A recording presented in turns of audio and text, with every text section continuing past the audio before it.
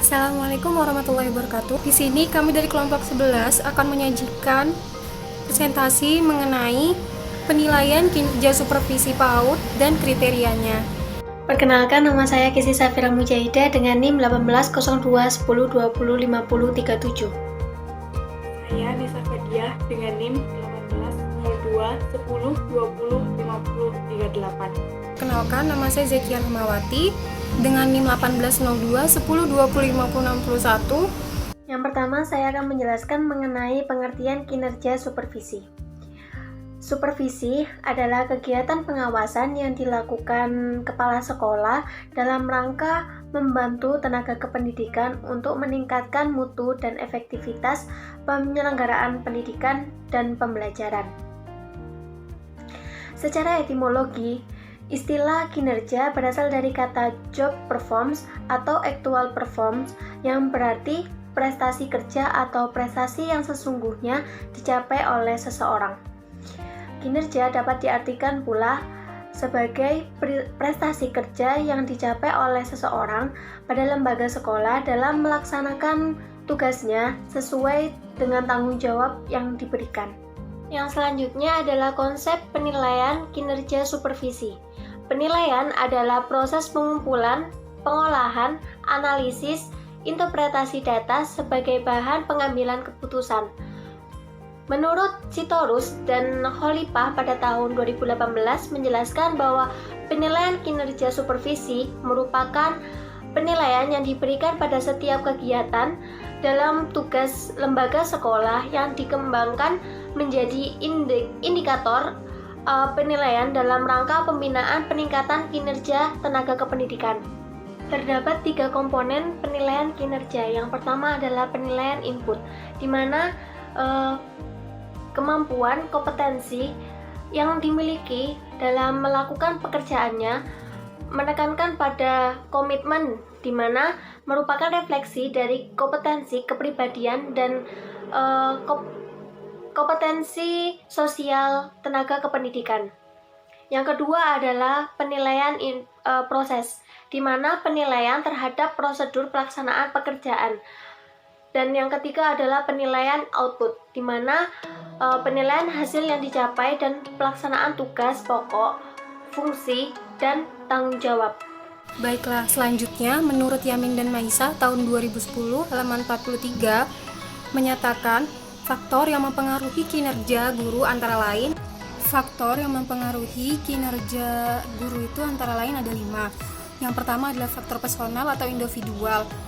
Faktor personal atau individual itu meliputi unsur pengetahuan, keterampilan, kemampuan, kepercayaan diri, motivasi, dan komitmen yang dimiliki oleh tiap guru.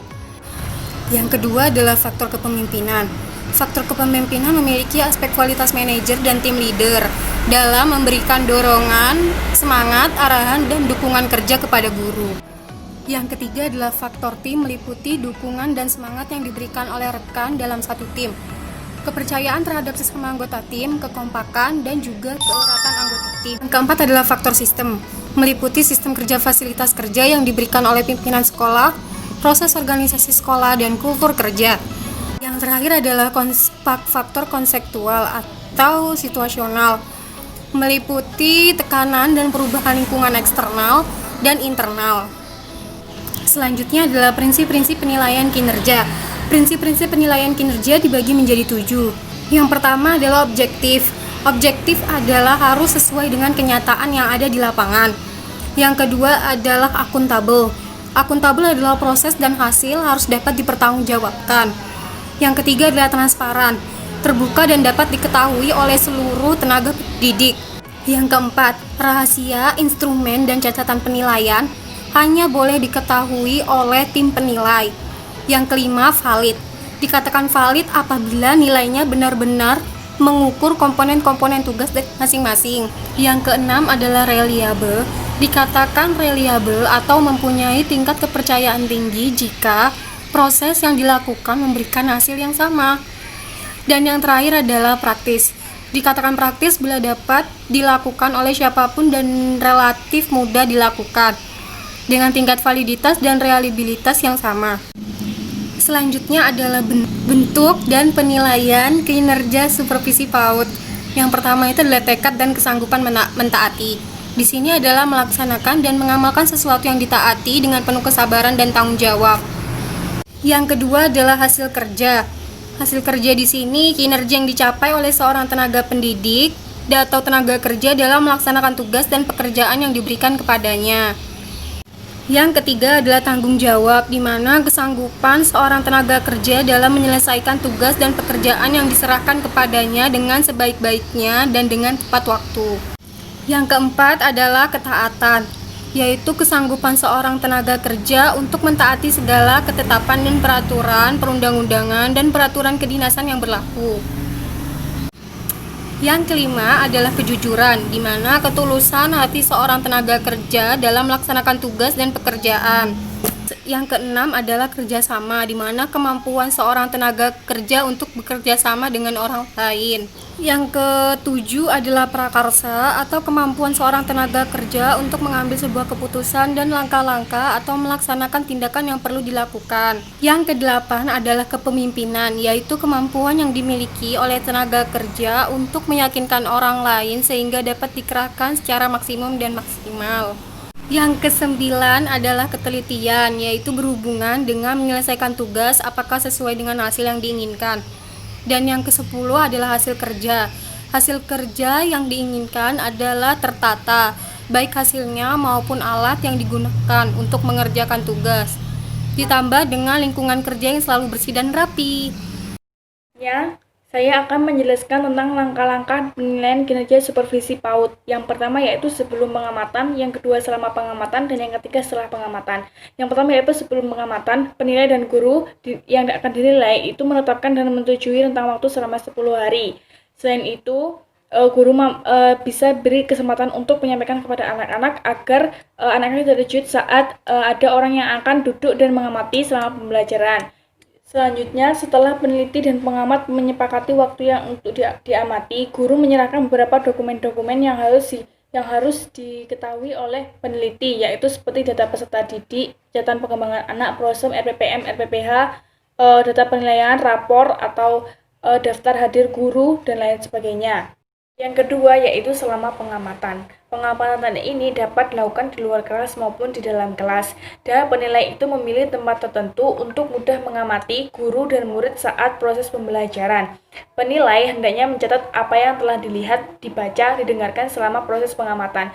Buatlah catatan yang mana itu berurutan sesuai dengan kejadian asli, sehingga pembelajaran mewakili gambaran proses pembelajaran secara utuh. Yang ketiga yaitu sesudah pengamatan, penilai dapat mengklarifikasikan lagi aspek tertentu yang masih diragukan, dan penilai wajib mencatat semua hal pertemuan dalam format laporan dan hasil evaluasi kompetensi. Pertemuan itu dilakukan di ruangan tertentu yang hanya dihadiri oleh penilai dan guru yang dinilai. Penilai juga harus memberikan umpan balik kepada guru tentang hasil penilaian dan menyampaikan faktor-faktor yang digunakan sebagai penilai itu. Selanjutnya yaitu kriteria penilaian kinerja supervisi PAUD. Pada kinerja supervisi di lembaga PAUD terdiri dari kriteria dalam melakukan penilaiannya, yaitu harus mengukur tujuan yang dicapai, bersifat objektif, yang berarti dengan suatu kinerja yang dilakukan sesuai dengan kenyataan, lebih didasarkan pada observasi daripada hasil interpretasi, yang mana aktivitas memberikan opini pada suatu objek sehingga dapat dijadikan alat untuk menganalisa hasil observasi berupa data, mengukur proses dari hasil yang terrealisasi dari proses kegiatan kerjasama dalam aktivitas evaluasi supervisi pendidikan. Supervisor tidak perlu melakukannya sendiri, tetapi dapat bekerja sama dengan kependidikan. Dalam kriteria ini terdapat dua, yaitu ketentuan penilaian dan aspek yang dinilai dalam penilaian kinerja. Ketentuan penilaian ini ada 3. Yang pertama yaitu tim penilai yang memiliki seorang pengawas terdiri dari 2 orang. Dan yang kedua yaitu perangkat dan golongan penilai tingkat lebih tinggi atau minimal sama dari orang yang dinilai. Yang ketiga yaitu jika dalam hal tertentu belum ada asesor yang memiliki sertifikat dalam provinsi atau kabupaten atau kota, maka Dinas Pendidikan dapat meminta bantuan asesor yang memiliki sertifikat pendidikan dari provinsi, kabupaten maupun kota. Dan yang kedua yaitu ada aspek yang dinilai dalam penilaian kinerja dalam pendidikan. Yang pertama yaitu adanya penilaian kinerja yang terkait dengan pelaksanaan proses pembelajaran bagi guru, yaitu meliputi perencanaan dan pelaksanaan tindak lanjut hasil penilaian dalam menerapkan 4 dominan yang harus dimiliki, yaitu pertama ada pedagogik, kedua kepribadian, sosial, dan profesional. Dan aspek yang kedua yaitu ada penilaian kinerja dalam melaksanakan proses bimbingan bagi guru.